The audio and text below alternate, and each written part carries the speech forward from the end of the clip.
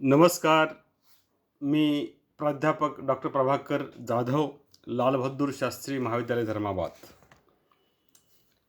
आज 20 नोव्हेंबर 2023 या दिवसाचं औचित्य यासाठी अधिक महत्त्वाचं आहे की ज्या व्यक्तिमत्वाची ओळख महाराष्ट्राला प्रबोधनकार ठाकरे या नावाने आहे. खरंच हे प्रबोधनकार ठाकरे महाराष्ट्राच्या सामाजिक, राजकीय, धार्मिक आणि सांस्कृतिक वैचारिक पाया घालत असताना जे काही भूमिका घेतलेली आहे,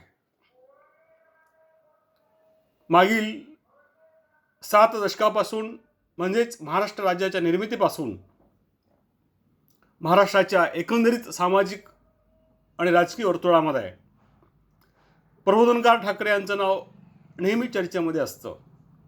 नेमके आहे तरी कोण? सध्याचे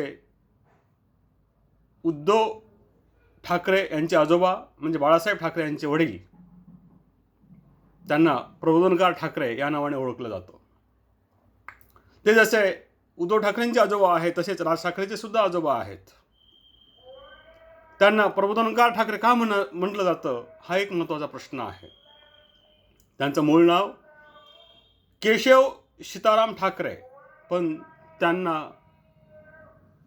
प्रबोधनकार ठाकरे याच टोपण नावाने त्यांची ओळख आहे. 17 सप्टेंबर 1885 साली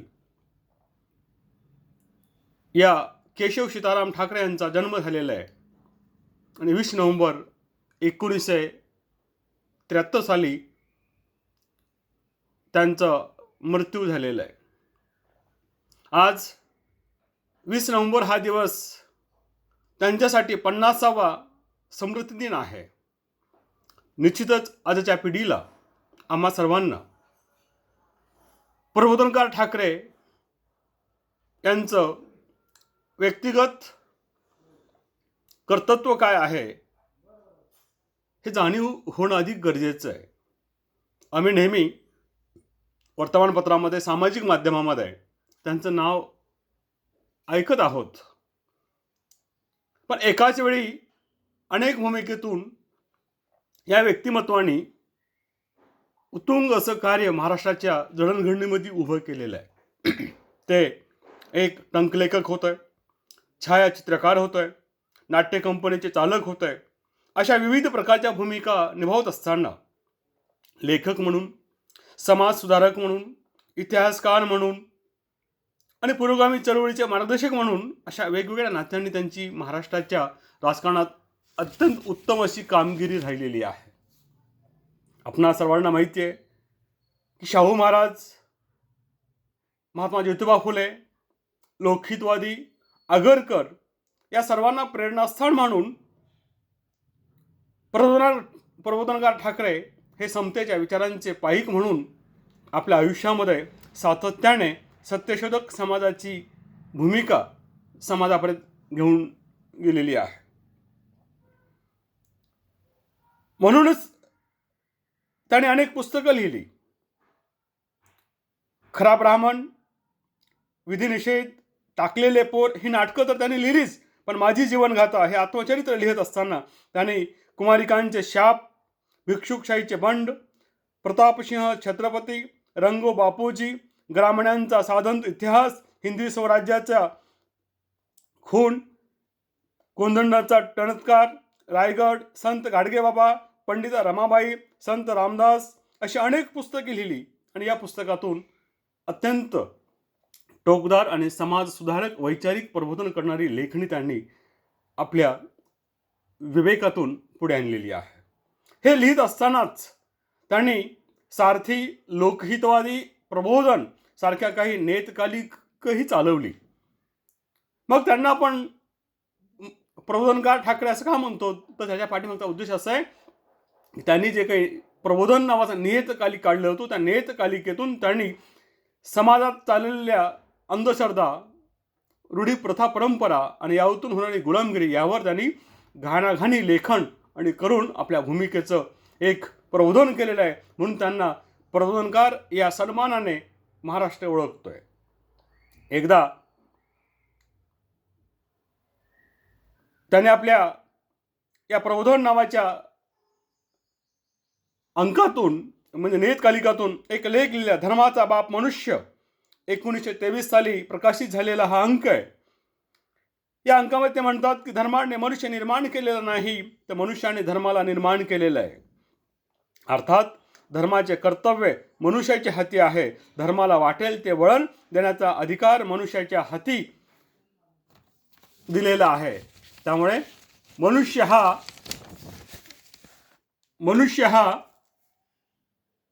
धर्माचा गुलाम नाही, तर मनुष्यानेच धर्माला गुलाम केलेला आहे असं त्यांचं म्हणणं आहे. त्याही पुढे जाऊन ते असं म्हणतात की देवळाचा धर्म आणि धर्माची देवळे या बहुचर्चित पुस्तकामध्ये त्यांनी खूप सुंदर असं इथल्या थोतांड आणि धर्म मार्तंडांचं वस्त्रहरण केलेलं आहे. ते असं म्हणतात की भारतात धार्मिक गुलामगिरींच्या थोतांडात देवळांचा नंबर पहिला लागतो. देवळाची उत्पत्ती ब्रह्मदेवाच्या वारशाला खास झालेली नाही, हिंदू धर्माची ती अगदी अलीकडची एक कमाई आहे. आणि म्हणून त्यांचा हा धर्माच्या नावाखाली, देवळांच्या नावाखाली चाललेला जो काही व्यवसाय आहे, त्या व्यवसायाला प्रखर त्यांनी विरोध केलेला आहे. एवढंच नव्हे तर प्रबोधनकार ठाकरे यांनी विभूतीपूजेपेक्षा विचारपूजा अधिक महत्त्वाची मानलेली आहे. आणि विचारपूजा मानत असताना त्यांना असं वाटतं की निर्मळ सत्य प्रतिपादनाच्या आड प्रत्यक्ष परमेश्वर आला तरी त्यालाही लाथ आणून अप्रिय सत्याची तुतारी फुकण्यात सत्यवादी कधीच मागे पुढे असत नाहीत. म्हणून सत्याची कास आपण सातत्याने धरली पाहिजे, हा त्यांच्या विचारांचा एक खूप सुंदर असा गुंफण आहे. आणि त्यांनी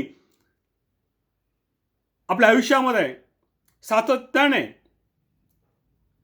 समाजातल्या विकृतीवर, समाजातल्या अंधश्रद्धेवर, प्रथा परंपरेवर यावर प्रखर टीका करत समाजांचं प्रबोधन केलेलं आहे. एका ठिकाणी ते असं म्हणतात, दगलबाज शिवाजी नावाच्या एका पुस्तकामध्ये छत्रपती शिवाजी महाराजांचं कौतुक करताना ते म्हणाले की हिंदूंची 33 कोटी देवाची पलटण नाकारून एकटे छत्रपती शिवाजी महाराज परमेश्वर म्हणून स्वीकारावा असा हा आमच्या हृदयाच्या सिंहासनावर विराजमान होणारा महापुरुष आहे. म्हणून आपण विचारांचं कर्तृत्व, विचारपूजेचं कर्तृत्व जोपासलं पाहिजे. याही पुढे जाऊन त्यांच्या कर्तृत्वाबाबत ज्यावेळी रयत शिक्षण संस्थेचे संस्थापक कर्मवीर भाऊराव पाटलांनी तर खूप सुंदर असं वर्णन केलेलं आहे की मी आज जे उभा आहे, मी केवळ रयत शिक्षण संस्थेची कल्पना माझी जरी असली तरी या बीजाला चैतन्य रूपी मूर्त रूप देणारे हे प्रबोधनकार ठाकरे आहेत. जर ठाकरेंनी मला चैतन्य रूपी बीज अंकुर केलं नसतं तर कदाचित ही मोठी संस्था उभी राहिली नसती. म्हणजे ते खऱ्या अर्थाने या कर्तृत्वाचे खूप मोठे धनी आहेत.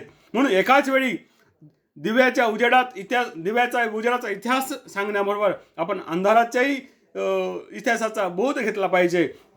म्हणून हे दोन्ही बाजू समजावून घेत खऱ्या अर्थाने समाजाचं प्रबोधन झालं पाहिजे ही भूमिका घेत त्यांनी गत काळातील राजकीय सामाजिक पातकांना चव्हाट्यावर आणण्याचं नैतिधैर्य त्यांनी स्वतः जोपासत या व्यवस्थेतील वर्णश्रम व्यवस्था, जाती व्यवस्था, स्त्री पुरुष समानता, धर्मद्वेष, अंधश्रद्धा, शिक्षण, सामाजिक न्याय, नैतिकता, श्रमाचे महत्त्व, शेती, शेतकरी, व्यक्तिपूजा, विचारपूजा, लोकभाषा, लोकराज्य, लोकशाही, ज्योतिषांची भोंदूगिरी अशा अनेक विषयावर मूलभूत आणि टोकाचे लेखन करत लेखनाला बुद्धिप्रमाणे वाद देत खऱ्या अर्थाने महाराष्ट्रात प्रबोधन केले आहे.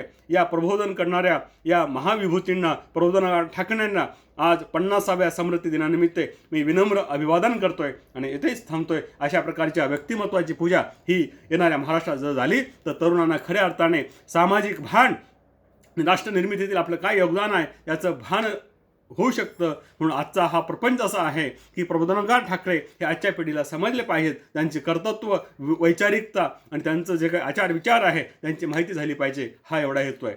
धन्यवाद.